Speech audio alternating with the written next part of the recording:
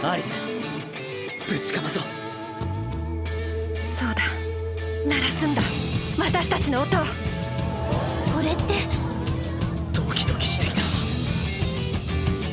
あ、聞こえなかった音が、聞こえなかった歓声が全部耳に入ってくる。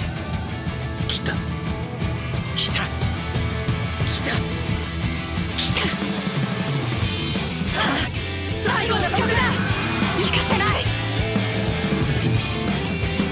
モモ、届け。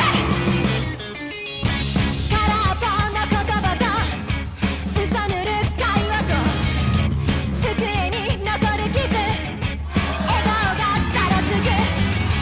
大人が用意した監獄暗い空、手を伸ばした時君が滑り落ちる。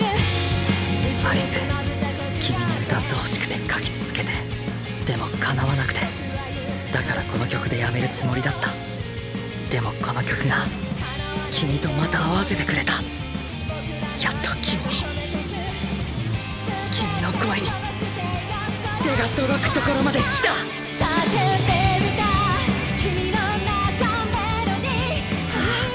私の声が、みんなの音が今完璧に一つになってる。届け届け、私の声。鳴らすんだ私たちの音を。届け届け。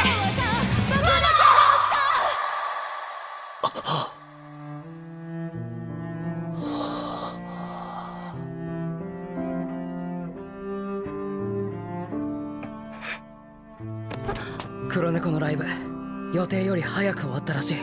すぐ行ってこい、アリス。